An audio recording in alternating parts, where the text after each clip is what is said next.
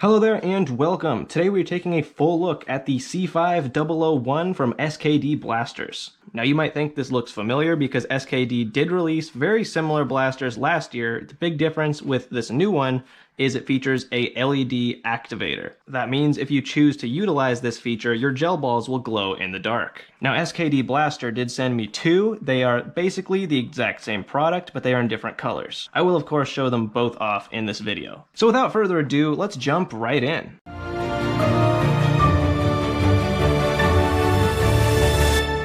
So what is included in the box?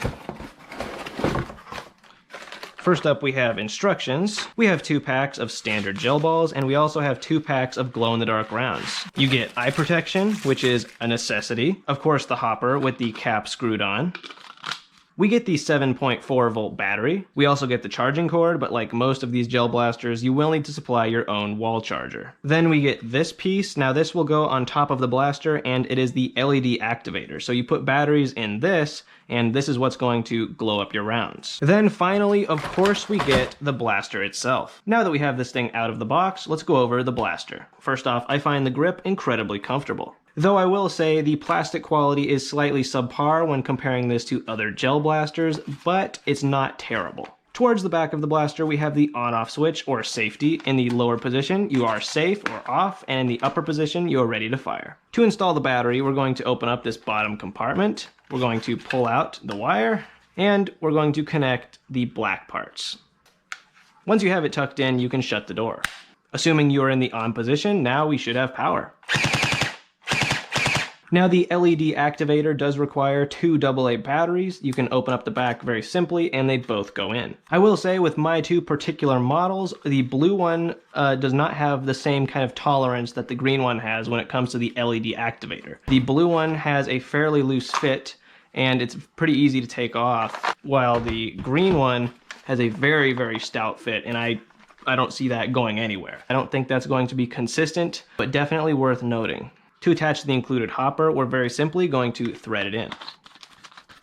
Now that we've gone over these blasters, let's take these things outside and grab some chronograph data. Now we're going to get some chronograph data, starting with the green one. 137, 140, 143, 142, 139, and 141. Now we'll see if the blue one gets similar numbers. That's let me check my battery. I don't think this one is working at all.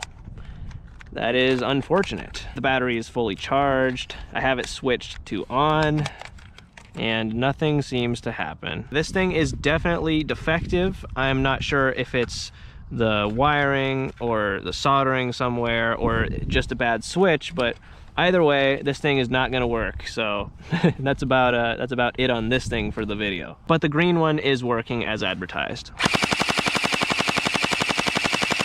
So I'll definitely have to contact SKD Blaster about this defective unit, but for now we will focus on the green one.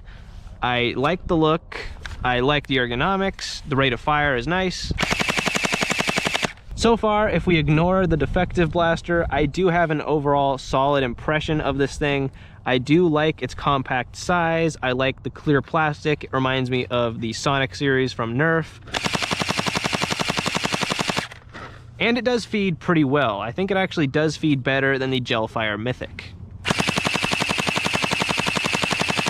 Now the FPS being at about 150, I think is pretty solid considering the size of this blaster and rate of fire. However, it is definitely subpar compared to a lot of the Dart Zone products like the Pulsar Pro or the Unlocks blasters. But like I said, I do really appreciate the fact that this is so compact. Now before I give my final thoughts on this thing, of course we have to test the glowing capability in the dark. Okay, now here we are outside with the blaster. Now before I fire this thing, I do want to say that I looked further into the issue I was having with the blue one, and the issue was exclusive to the battery. I did contact SKD Blaster about the issue, and I'll be sure to let everyone know how they respond. So now I hope these show up on camera, but let's just fire some rounds. I'm going to turn on the LED activator. It's very bright.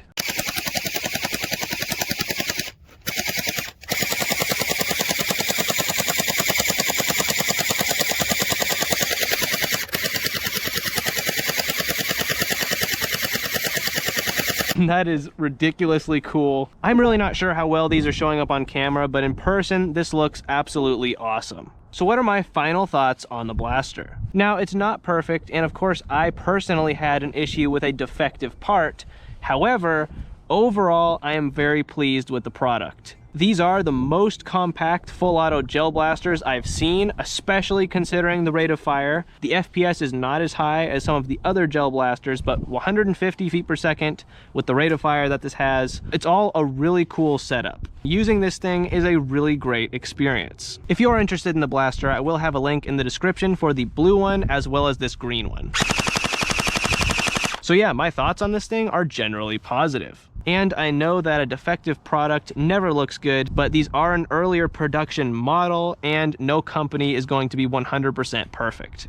So have a good one. Thank you very much for watching and happy blasting.